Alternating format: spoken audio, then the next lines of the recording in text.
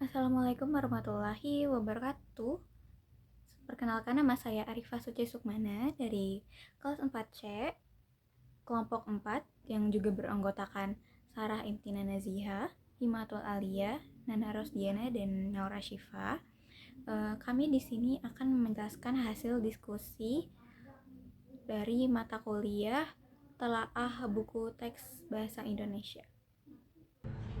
Pertanyaan nomor 1. Buku teks bahasa Indonesia memiliki fungsi sebagai bahan ajar utama dalam pembelajaran. Namun, di era digital, banyak siswa lebih suka mencari informasi lewat internet dibandingkan membaca buku teks.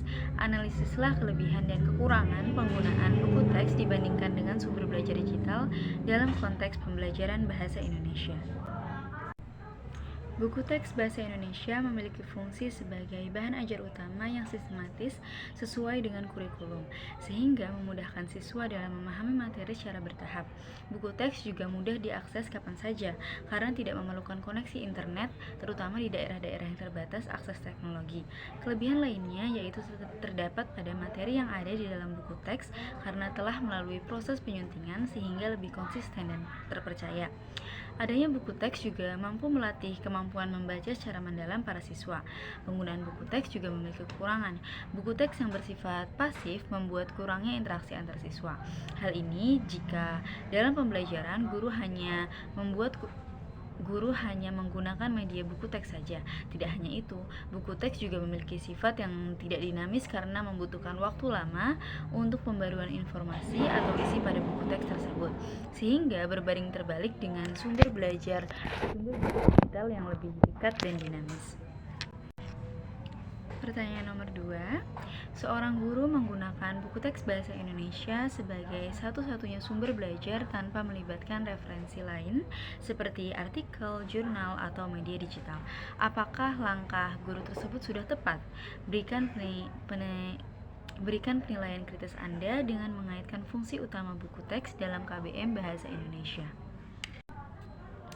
Langkah seorang guru yang hanya menggunakan buku teks bahasa Indonesia sebagai satu-satunya sumber belajar merupakan tindakan yang kurang tepat. Meskipun buku teks berfungsi sebagai sumber bahan ajar dalam kegiatan belajar mengajar (KBM), guru masih memerlukan sumber referensi lainnya untuk mendapatkan wawasan yang lebih luas tentang materi yang akan diajarkan. Salah satunya, kelemahan buku teks adalah data dan informasi yang tidak selalu aktual, sebab isi buku tidak mengikuti perkembangan yang terjadi di masyarakat. Contohnya, teks berita yang ada di buku teks yang terbit pada tahun 2013 kurang relevan lagi jika digunakan sebagai bahan ajar pada tahun sekarang, karena situasi, isu maupun gaya penulisan berita dapat berubah, sehingga siswa dapat kesulitan menghubungkan materi dengan kenyataan yang sudah ada. Oleh karena itu, guru perlu melengkapi buku teks dengan sumber bahan ajar lain, seperti artikel, jurnal, dan media digital, supaya siswa mampu memahami materi secara kontekstual, menarik, dan sesuai dengan perkembangan zaman. Pertanyaan ketiga, pemerintah melalui program penguatan pendidikan karakter PPK menetapkan 5 nilai utama, yaitu religius, nasional, mandiri, gotong royong, dan integritas. Menurut pendapatmu, apakah kelima nilai tersebut sudah cukup untuk membentuk generasi unggul di era digital?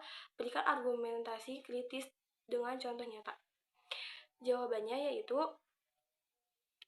5 nilai utama dalam penguatan pendidikan karakter PPK, yaitu religius, nasionalis, mandiri, gotong royong, dan integritas, memang menjadi pondasi penting dalam membentuk generasi unggul.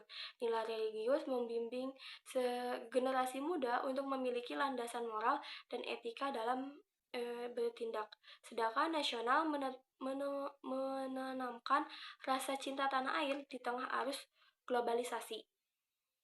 Kemandirian diperlukan agar siswa mampu menghadapi tantangan hidup, sementara gotong royong menekankan pentingnya kolaborasi dalam menyelesaikan persoalan bersama. Adapun integritas menjadi penopang dalam menjaga konsistensi sikap, kejujuran, dan tanggung jawab. Akan tetapi, di era digital, kelima nilai tersebut perlu dilengkapi dengan literasi digital. Tanpa literasi digital yang memadai, peserta didik tetap rentan menyebarkan hoax, menjadi korban perundungan digital, atau menyalahgunakan teknologi menyalin teks dari internet atau AI tanpa atribusi. Contohnya, seorang siswa memiliki integritas tinggi mungkin dapat menolak plagiarisme tetapi tanpa kemampuan literasi digital. AI bisa kesulitan membedakan sumber yang kredibel dan hoax di media sosial. Pertanyaan keempat, dalam kegiatan kerja kelompok terdapat anggota yang kurang aktif berkontribusi, sementara anggota lain bekerja keras menyelesaikan tugas. Analisis nilai-nilai pendidikan karakter apa saja yang muncul yang belum tampak dalam situasi tersebut. Jelaskan alasanmu. Jawabannya yaitu dalam kegiatan kerja kelompok tersebut, sebagian siswa sudah menunjukkan karakter positif seperti kerja keras, tanggung jawab, dan kerjasama atau gotong royong. Karena ada anggota yang berusaha menyelesaikan tugas dengan sungguh-sungguh, namun masih terdapat anggota yang kurang berkontribusi sehingga nilai tanggung jawab pada anggota pasif, disiplin, keadilan, kejujuran, kepedulian, serta kemandirian bentuk tampak.